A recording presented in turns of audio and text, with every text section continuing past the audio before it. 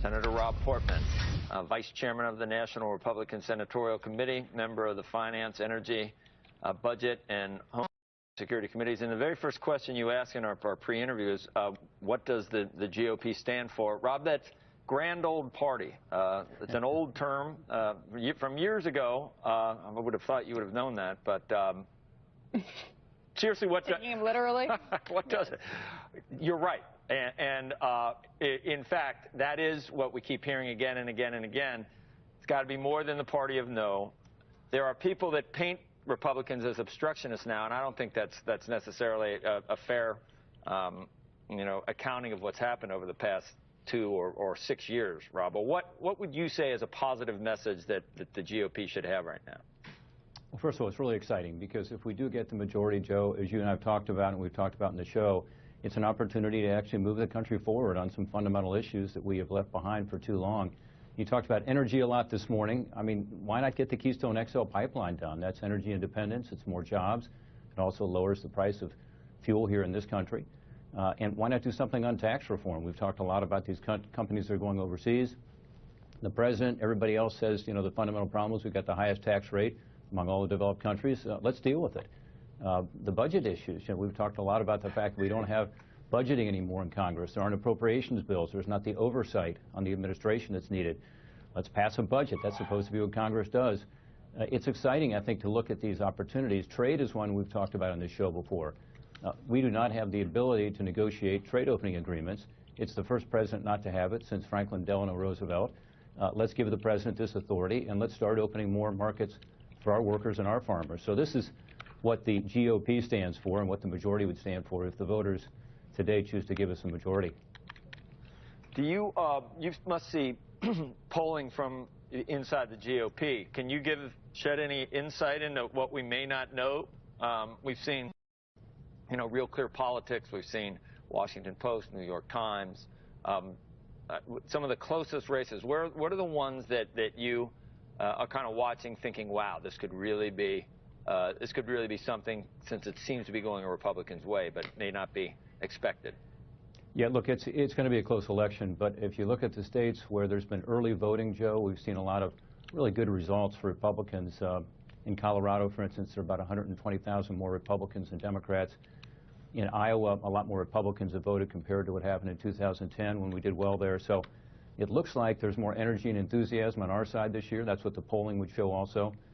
So 2 states that I would watch are Iowa and Colorado. Those are purple states, and they're states that, sometimes during a presidential year seem to be pretty blue, but this year it looks like they may well be red.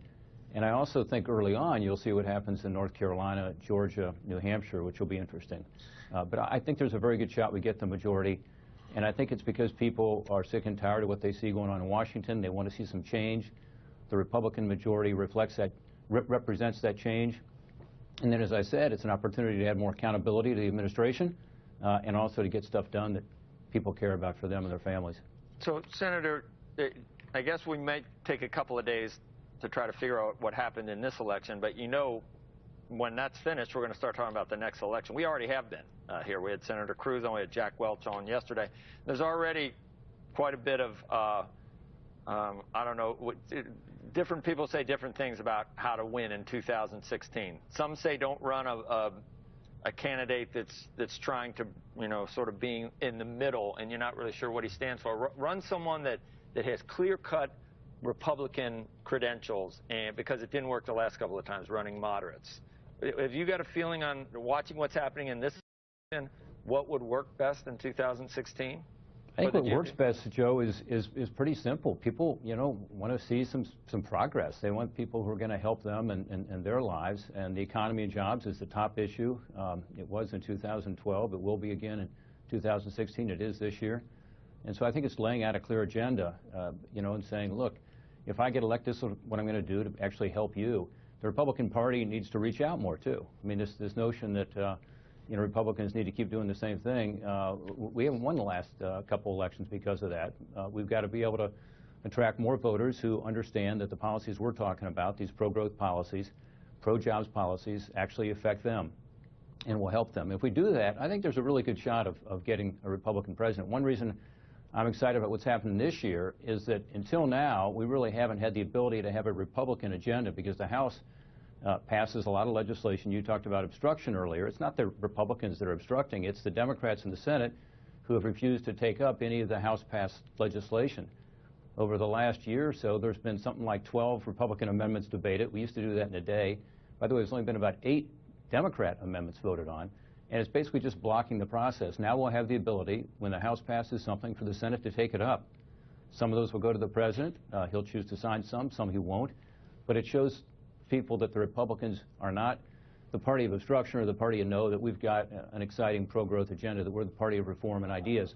I think that's the most important thing going into 2016. So the disillusionment right now, is it with progressive policy or is it with Washington in general on both sides?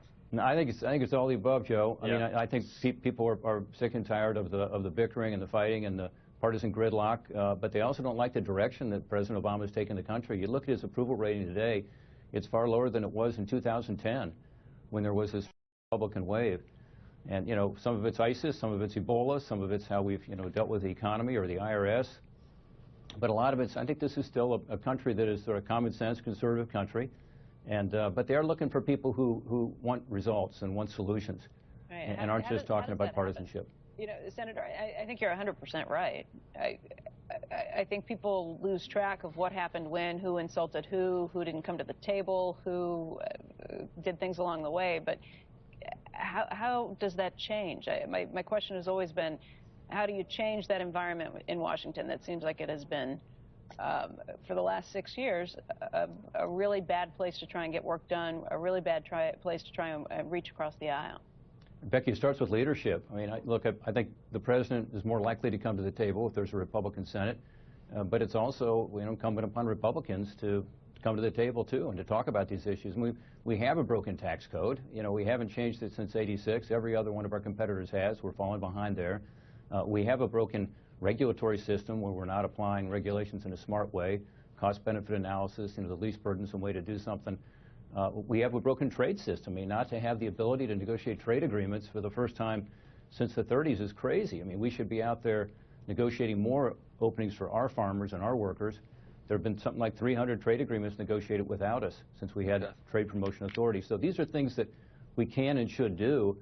They don't have to be partisan. We're going to have differences. That's fine. Let's work out those differences and find common ground and begin to move the country forward. I think that's what people are frustrated about, is we're not moving forward. We seem to just continue to have partisan disagreements and partisan gridlock. Okay, Senator, thanks. You'll still say Bengals over Cleveland, or you just Absolutely. say they're... Absolutely. Really? No, look, they're my two favorite teams in baseball or in football, but the Bengals are still my favorite. Oh, that's cute. So you do one child more than the other. Yeah, and both of them won last Sunday, which was awesome. The Bengals barely, but they did win, and looking forward to the game on Sunday. I don't know. I'm looking for a new team.